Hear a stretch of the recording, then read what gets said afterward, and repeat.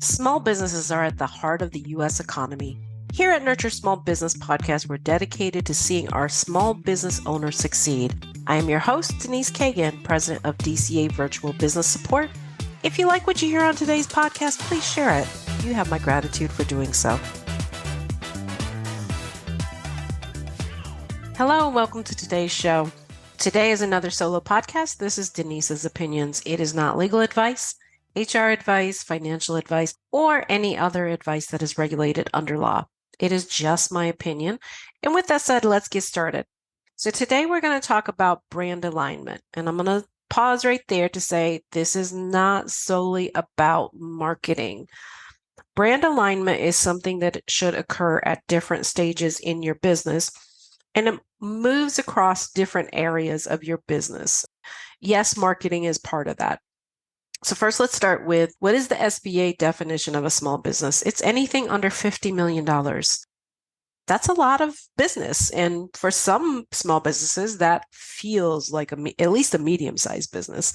During the course of my company's evolution, we've always said our target market, our target audience, who we speak to, the people we want to attract to our business are small business owners. And that is a fact. However, I had an aha moment the other day. One of my team members, when they were editing a blog, and I was questioning, is this something that would resonate with our audience?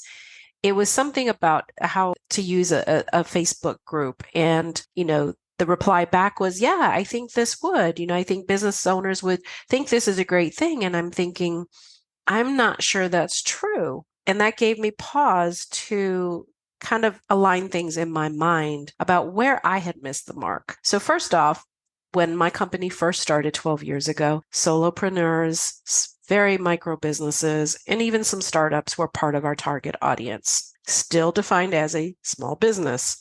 Next step, we took startups completely off the table and we added the word growing businesses. So they still might be micro, very small, or solo entrepreneurs.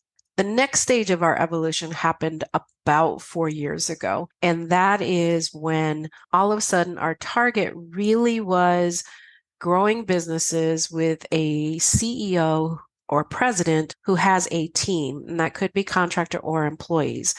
But we were looking more for companies that were in at least $500,000 to $10 million range. And I had done a really poor job articulating that to my team. So shame on me, first of all, for not giving them the information that they needed. But this employee's response all of a sudden put a light bulb off in my head that, hey, we need to have this discussion because, we've been aligning in other areas of the company without actually realizing that was what we were doing. We didn't have this proper alignment in the marketing area. So let's talk about, first of all, the brand piece. So obviously you needed to define your audience. And that was what I just took you through, how my company, DCA Virtual Business Support's audience has changed from the time we started 12 years ago to now. Obviously, the way we're defining our audience is going to impact, first of all, our messaging and how we speak to them. So ask yourself if your audience has changed as you've grown. Do you know what's actually important to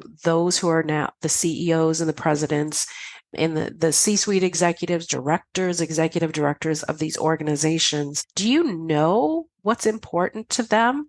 Do you know what they want to hear? And let's figure out, is it the same thing when you were speaking to them when they were micro business, when your audience was a micro business? It may or may not be. The way that you speak to them, which is your persona and your voice, may also need to be redefined. So these are things to think about in the marketing purview. Now, let's go into your business just a little bit more. Hiring. We have been realigning our hiring for some time. And it's an ongoing process, not because we're not getting it right. We actually did get it right and it's worked really well. And then realized that as we are doing this realignment and clearly putting in our minds who our audience is and what type of businesses we want to attract to us, we've also had to revamp our hiring a bit. So there could be things like restructuring, and restructuring doesn't mean laying off. It might be simply moving somebody from one position to another position. You want to see if the skills are the same.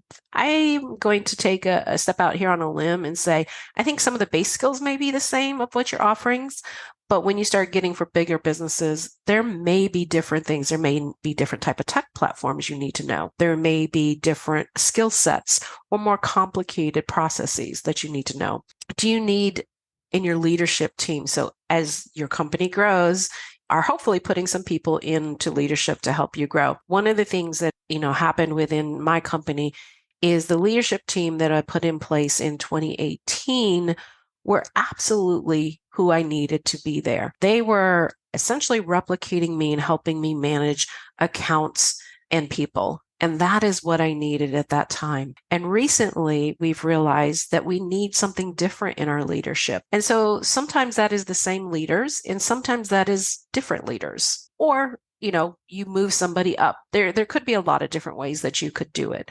But what we needed that was different is we needed somebody who was able to lead, but also be in a more strategic and forward-thinking role for the growth of the company. And so that growth is supported. Now, those are things that you need to think about as far as your hiring and your staffing and your team. But what about sales? Sales is interesting. We did some realigning on that about maybe 6 to 8 months ago. And, this, of course, came through work with my advisor. I'm going to give a shout out always, Angie with Cultivate Advisors. But I recommend growing businesses always have somebody in your corner, a coach, a consultant, or advisor to help you work through these things. What we talked about was how the sales process, first of all, I had some fine tuning. Sales doesn't come naturally to me, but there are some things that all of a sudden we had to start doing in our sales process that was a little bit different. We started asking our prospective clients about what is their overall vision for their business. Because in order for us to integrate into these larger companies, yes, we can just be task managers and just perform specific things.